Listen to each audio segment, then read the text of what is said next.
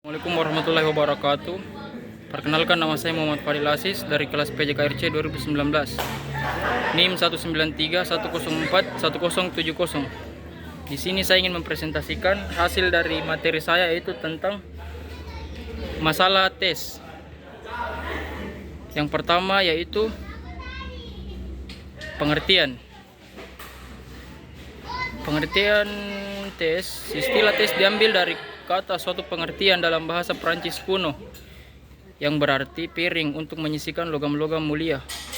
Ada pula yang mengartikan sebagai sebuah piring yang dibuatkan dari tanah.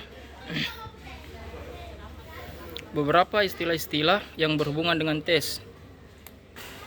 Tes adalah merupakan alat atau prosedur yang digunakan untuk mengetahui atau mengukur sesuatu dalam suasana dengan cara dan aturan-aturan yang ditentukan. Testing adalah saat pada waktu tes itu dilaksanakan. Sedangkan teste adalah responden yang sedang mengerjakan tes. Selanjutnya itu adalah tester, adalah orang yang disertai untuk melaksanakan pengambilan tes responden. Ada beberapa tugas tester, antara lain yang pertama yaitu mempersiapkan ruangan dan perlengkapan yang diperlukan. 2. Membagikan lembaran tes dan alat-alat lain untuk mengerjakan. 3. Menerangkan cara mengerjakan tes. Dan yang keempat yaitu mengawasi responden mengerjakan tes. Yang kelima, memberikan tanda-tanda waktu. Keenam, mengumpulkan pekerjaan responden. Yang ketujuh, mengisi berita acara atau laporan yang diperlukan. Persyaratan tes. Ada pun beberapa persyaratan tes. Pada bagian permulaan buku ini telah disinggung bahwa mengukur panjang sisi meja dengan menggunakan karet elastis yang diulur-ulur sama hanya dengan tidak mengukur. Hasil ukurannya tidak akan dapat dipercaya. Akan tetapi apabila keadaan yang memang terpaksa, yakni apabila kita harus melakukan pengukuran padahal yang ada di situ hanyalah sehelai tali karet elastis, maka kita dapat menggunakan tali itu asal menggunakannya mengikuti aturan tertentu, yakni tidak boleh ditarik-tarik. Ada beberapa kelemahan-kelemahan tes. Yang pertama, ada kalanya tes menyinggung pribadi. Yang kedua, tes menimbulkan kecemasan sehingga mempengaruhi hasil belajar yang murni. Dan yang ketiga, tes mengkategorikan siswa secara tetap. Yang keempat, tes tidak mendukung kecemerlangan dan daya kreasi siswa. Dan yang terakhir yaitu tes hanya mengukur aspek tingkah laku yang sangat terbatas. Ciri-ciri tes yang baik. Sebagai tes yang dapat dikatakan baik sebagai alat pengukur harus memenuhi persyaratan tes, yaitu memiliki pertama validasi, reliabilitas, objektivitas, praktikabilitas, dan ekonomis. Yang pertama, validitas atau biasa yang disebut dengan tepat. Validitas merupakan sebuah kata benda, sedangkan valid merupakan kata sifat.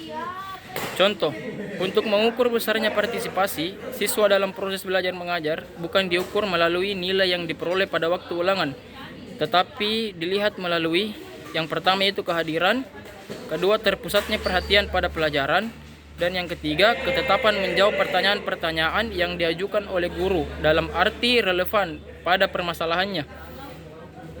Yang kedua, reliabilitas atau tetap. Kata reliabilitas dalam bahasa Indonesia diambil dari kata reliability dalam bahasa Inggris, berasal dari kata asal reliable yang artinya dapat dipercaya. Penjelasan tentang reliabilitas secara lebih terperinci dapat dibaca di bab lain. Jika dihubungkan dengan validitas, maka yang pertama yaitu validitas adalah ketepatan dan yang kedua reliabilitas adalah ketetapan. Dan selanjutnya yaitu objektivitas. Dalam pengertian sehari-hari telah dengan cepat diketahui bahwa objektif berarti tidak adanya unsur pribadi yang mempengaruhi. Lawan dari objektif adalah subjektif, artinya terdapat unsur pribadi yang masuk mempengaruhi apabila dikaitkan pada sistem scoring, sedangkan reliabilitas menekankan ketetapan dalam hasil tes. Ada dua faktor yang mempengaruhi subjektivitas dari sesuatu tes, yaitu bentuk tes dan penilai. Pertama, bentuk tes. Tes yang berbentuk uraian akan memberi banyak kemungkinan kepada si penilai untuk memberikan penilaian menurut caranya sendiri. Untuk menghindari masuknya unsur subjektivitas dari penilai, maka sistem scoringnya dapat dilakukan dengan cara sebaik-baiknya, antara lain dengan membuat pedoman scoring terlebih dahulu. 2. Penilai. Subjektivitas dari penilai akan dapat masuk secara agak leluasa, terutama dalam tes bentuk uraian. Evaluasi harus dilaksanakan secara kontinu. Evaluasi harus dilakukan secara komprehensif. Dengan evaluasi yang komprehensif, di sini adalah atas berbagai segi peninjauan, yaitu mencakup keseluruhan materi, mencakup berbagai aspek berpikir, ingatan, pemahaman, aplikasi, dan sebagainya. Ketiga, melalui berbagai cara, yaitu tes tertulis, tes lisan, tes perbuatan, pengamatan, insidental, dan sebagainya. D. Praktibilitas. Sebuah tes dikatakan memiliki praktibilitas yang tinggi apabila tes tersebut bersifat praktis, mudah pengadministrasinya. Tes yang praktis adalah tes yang mudah dilaksanakan, misalnya tidak menuntut peralatan yang banyak dan memberi kebebasan kepada siswa untuk mengerjakan terlebih dahulu bagian yang dianggap mudah oleh siswa. Mudah memeriksanya, artinya bahwa tes itu dilengkapi dengan kunci jawaban maupun pedoman scoringnya, dilengkapi dengan petunjuk-petunjuk yang jelas sehingga dapat diberikan atau diawali oleh orang lain. Baiklah, mungkin itu yang dapat saya sampaikan. Lebih dan kurangnya mohon dimaafkan. Assalamualaikum warahmatullahi wabarakatuh.